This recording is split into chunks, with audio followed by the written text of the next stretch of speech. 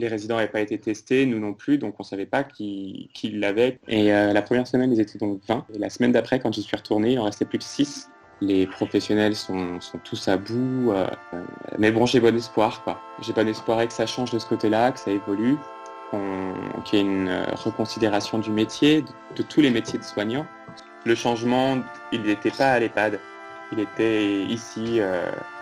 On connaît le prénom de nos voisins, on chante avec eux, on passe une demi-heure à parler avec eux le soir. Le confinement, il est vraiment pas vécu pareil par tout le monde, quoi.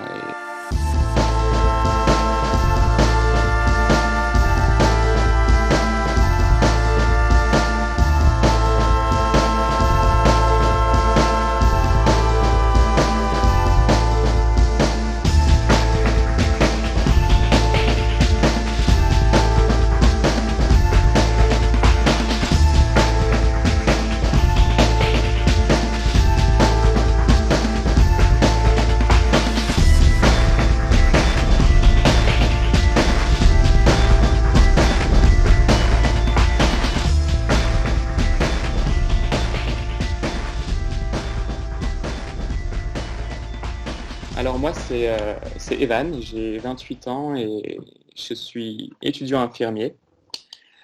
Quand le confinement a commencé, moi j'étais au Maroc avec ma coloc qui elle aussi est étudiante infirmière et son copain.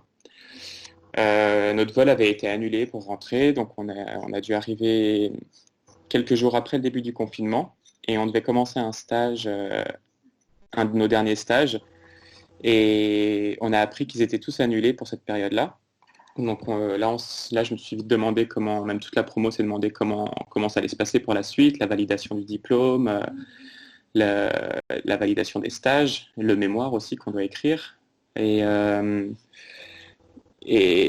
tout ça dans une nouvelle adaptation aussi au confinement. Donc au début, je pensais que ça allait être une blague, quoi, que ça allait pas durer très longtemps. Enfin, on n'a jamais vécu de confinement, donc on ne savait pas vraiment à quoi s'attendre. Et là, on n'est que tous les deux avec Damien, puisque ma troisième coloc, elle, est partie se confiner dans un appartement qu'on lui prêtait, parce qu'elle est en alternance et en apprentissage dans un hôpital qui soigne notamment les personnes qui ont le cancer. Donc elle avait peur surtout de les contaminer, parce que moi, j'ai dû trouver un boulot d'aide-soignant dans un EHPAD, et pour valider la période de stage, on devait faire un nombre d'heures en tant que professionnel aide-soignant, et aussi parce que j'avais besoin de sous, quoi.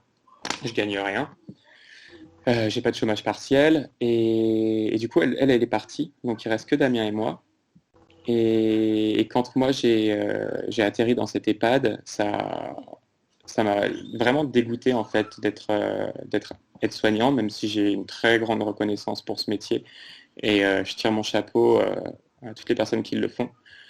Mais je suis arrivé là-bas, comme c'est en tension, ils sont en manque d'effectifs. J'ai été lâché tout seul dans un étage avec 20 résidents, sans aucune relève, aucune présentation des patients, des résidents. Et la première semaine, ils étaient donc 20. Et la semaine d'après, quand j'y suis retourné, il en restait plus que 6 à mon étage. Il y a eu une contamination au Covid énorme. Pratiquement tous les résidents l'ont. En tout cas, quand je suis parti, ça commençait au dernier étage qui était encore épargné. Et je pense qu'on a joué beaucoup dans la contamination de l'EHPAD, quoi. Nous, les soignants, parce qu'on n'avait pas... Les résidents n'avaient pas été testés, nous non plus, donc on ne savait pas qui l'avait, qui le portait avec eux, même si on avait des protections, elles étaient encore minimes. Du coup, c'est passé par nous, en fait. C'est nous qui avons contaminé les résidents, en allant de chambre en chambre, d'étage en étage. Et du coup, ça me fait flipper sur comment je vais commencer ma vie d'infirmier professionnel avec cette situation. Les professionnels sont tous à bout. Et il y en a beaucoup qui me disent qui s'attendent qu'une chose, c'est de voir ce que le gouvernement va mettre en place comme nouvelle réglementation, que ce soit au point de vue du salaire ou des conditions de travail, mais que si ça ne change pas, ils arrêtent, quoi. Ils n'en peuvent vraiment plus. Et donc ça aide pas forcément à se dire qu'on va travailler, qu'on va commencer un boulot qui va être plaisant, parce que ce sera encore en tension, quoi, tout le temps. Mais bon, j'ai bon espoir, quoi. J'ai bon espoir que ça change de ce côté-là, que ça évolue, qu'il y ait une reconsidération du métier, de tous les métiers de soignants, que ce soit infirmier, aide-soignant, ASH, enfin, toutes les personnes qui contribuent vraiment au maintien des qualités de vie et de soins des patients ou des résidents des différentes EHPAD et maisons de retraite. Et au-delà de cet espoir de changement soignant, il y a aussi vraiment le changement des personnes, quoi. Comment est-ce qu'elles ont réinvesti leur confinement? Est-ce qu'elles ont adapté des valeurs plus humaines, comme nous dans cette rue où on connaît le prénom de nos voisins, on chante avec eux, on passe une demi-heure à parler avec eux le soir, à se raconter des banalités qui font du bien en fait, parce que c'est du soutien aussi, on se soutient tous les uns les autres avec ce qu'on a fait aujourd'hui, on regardait, on s'ennuie et on s'ennuie pas, quoi. On s'ennuie tous ensemble et en même temps, à se le raconter, finalement, on s'ennuie pas. Et c'est cool de voir que chacun joue le jeu. Il y a une adresse mail qui a été créée pour toute la rue et on peut faire des demandes, des propositions, demander des différentes chansons. Et ça fonctionne super bien et c'est cool. En tout cas, ça me plaît. Le confinement me plaît d'être chez soi. Je m'ennuie pas. Ça me manque un peu de sortir, même beaucoup, c'est sûr, mais de voir que quand je rentre du travail ici, ça n'a pas bougé, les gens sont quand même chez eux, il y en a qui télétravaillent, mais il n'y a rien qui bouge vraiment. C'est aussi rassurant quand on est, comme moi, un peu inquiet quant à la suite des événements et de ma suite professionnelle. Rentrer dans un endroit où ça bouge pas plus que ça, c'est rassurant en ce moment. C'est un peu contenant de se dire, voilà, on est tous au même point ici et au moins quand je vais à l'EHPAD, je fais un taf qui me plaît pas, mais quand je rentre à la maison, je reviens au point un peu de départ de t'inquiète, bientôt ça va changer. Le changement, il n'était pas à l'EHPAD, il était ici. Comment est-ce qu'on réinvente un petit peu notre quotidien? Ça avance pas parce qu'on n'a pas le droit de sortir, comment on peut avancer les choses chez nous? Commencer à chercher ce qui nous manque, puis après chercher en soi ce qu'on peut améliorer, et en soi c'est aussi son intérieur et c'est chez soi. Et là on s'est rendu compte qu'on n'allait pas pouvoir passer le confinement dans un appartement qui ressemble exactement à ce à quoi il ressemblait quand on est arrivé.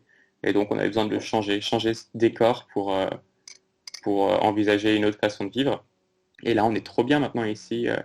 L'appart, il est bien configuré, on se sent bien, il y a de l'espace, plus qu'avant, alors que les murs n'ont pas bougé, mais on a réussi à faire un endroit vraiment cool pour nous. Et vraiment, ça concentre sur le local, quoi. Avant, on était vraiment tous à chercher à aller dans des bars, sur des terrasses, faire des soirées, des trucs, de la techno. Et là, les gens viennent dans notre rue pour danser sur le trottoir parce que ça joue de la musique, quoi. Et je trouve ça vraiment chouette, en fait, comment les gens se réinvestissent un peu les endroits qu'ils ne voyaient même pas quand ils passaient dedans, quoi. Après, on est passé par différentes phases. Là aussi, tout ce qui est réseaux sociaux, ça perd un peu de son intérêt. Il n'y a plus grand-chose à y faire. On se raconte tous les mêmes choses. Euh, non pas que j'étais un taré de Facebook avant, mais là, du coup, Facebook, maintenant, ça reste juste la plateforme sur laquelle j'ai des infos de mon école et je suis en contact avec un peu de ma famille au Canada, quoi. Le confinement, il est vraiment pas vécu pareil par tout le monde, quoi. Et il y en a qui le voient comme un supplice, d'autres qui le voient comme une libération, mais c'est pas pour tous. En tout cas, de ceux avec qui j'en ai parlé, c'est pas non plus l'éveil suprême de l'âme, tu vois.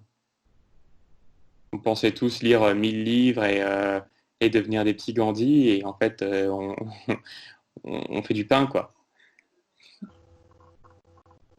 Et c'est tout. Pour l'après, j'aimerais vraiment que les gens gardent et conservent cet aspect beaucoup plus social, bienveillant avec les autres, cette curiosité de savoir comment on va, comment vont les voisins, continuer à faire vivre le local avec les circuits courts de nourriture et ce qu'on peut s'apporter les uns les autres. Et je suis assez mitigé entre le côté pessimiste de les gens vont garder un petit peu de confinement les premiers jours, les premières semaines peut-être. Ils vont se rappeler qu'ils ont fait des choses différentes pendant le confinement. Et petit à petit, la normalité va revenir à comment c'était avant.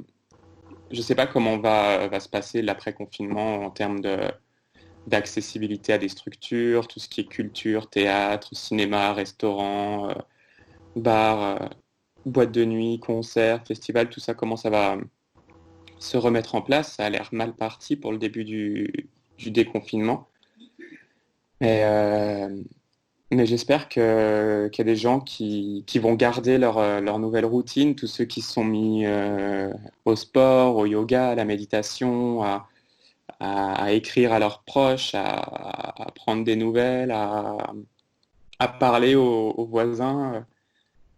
Ça, je pense que ça va rester parce qu'on n'efface pas ça comme si c'était jamais arrivé après quelque chose, quoi.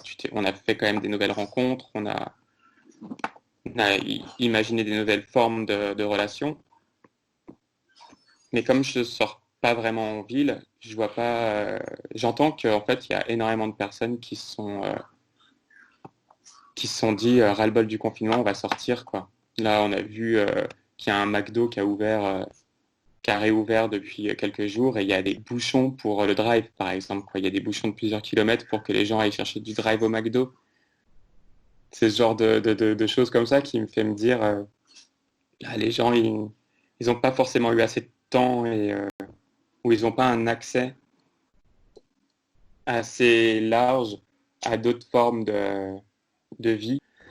Et en même temps, je m'inquiète aussi de l'agrandissement du clivage des classes sociales, quoi, entre celles qui ont un accès à l'éducation et à la culture vraiment restreint. Je pense aux personnes des banlieues, aux personnes des campagnes isolées, ou même des gens dans le centre-ville qui n'ont pas forcément connaissance de différentes choses qui peuvent se faire. Les musées les musées où certains artistes ont mis gratuitement en ligne des expositions, des concerts, mais ça touche pas tout le monde. Et, et l'après-confinement, comment ça va se passer? Est-ce que je serai vu comme un infirmier de la promotion 2020, comme on peut imaginer les gens qui avaient le bac en 68? Bon, bah voilà, on est juste l'année un peu, pas ratée, mais l'année, ils l'ont donné, quoi. Ils ont donné le bac, ils ont donné les diplômes parce que tout est fermé. Et est-ce que ça pèsera dans la balance par rapport à d'autres sur le marché du travail ou autre? Mais j'ai bon espoir que déjà les gens vont se parler, quoi, vont se retrouver sur des places publiques et vont se raconter des choses qui sont essentielles, de savoir comment ça va, quoi, vraiment comment est-ce qu'on va s'intéresser à la vie de chacun parce que là on s'est tous retrouvés dans la même galère. C'est pas juste une ville ou quoi, c'est puis comment ils vont déconfiner, comment ça va se passer pour les hôpitaux, pour les régions, quelles régions seront sorties du confinement avant d'autres, le Grand Est qui a été énormément touché. Est-ce que ça va durer plus longtemps là-bas et même pouvoir voyager, quoi, repartir? Quand est-ce que je pourrais retourner voir ma famille au Canada ou mon père en Savoie? Et, et voilà, j'ai bon espoir que les gens s'intéressent aux autres.